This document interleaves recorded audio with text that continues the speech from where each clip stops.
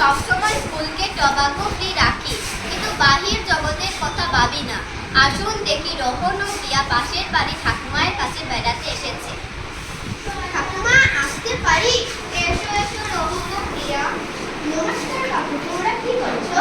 আমি ফোন দেখছি। ঠাকুমা, তুমি কি করছো? আমি গান গাচ্ছি। আমাদের দিদিমণিরা বলেন জর্দা মুখে শিকড় খারাপ জিনিস। হ্যাঁ, এটা অনেক পুরনো অভ্যাস। তখন জানতাম না আমি এসবের বিষয়ে। আমাদের দিদিমণিরা বুঝিয়ে দিয়েছেন জর্দা মুখে শিকড় আমাদের কুসুমকে নষ্ট করে দেয়, রাত হলুদ হয়ে যায় ও কাশি হয়। তুমি ঠিক বলেছ মা, ডাক্তার সাহেব অনেকবার তোমাকে জর্দা ছাড়তে বলেছেন। আমাদের ছোটবেলায় এসব কথা বোঝানো হয়নি। আমরা নেশার ক্ষতিকারক দিকটা জানতাম না। মনে হয় এটাই সময় নেশা ত্যাগ করা।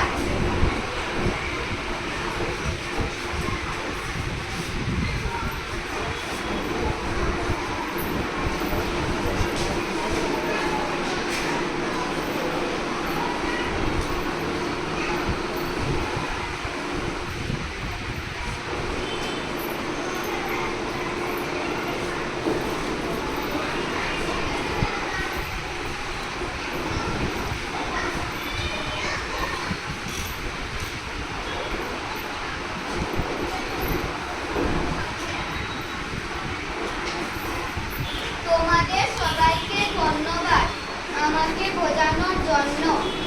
সত্যি তো, আমিও ছেড়ে দেব।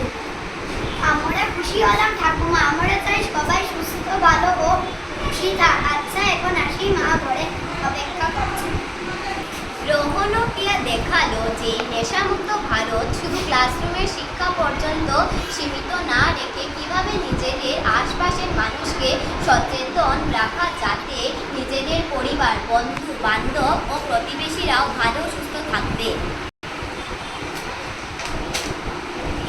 जीने की हवस नहीं, किसी पे कोई वश नहीं, क्या जिंदगी है ठोकरों पे मार दो।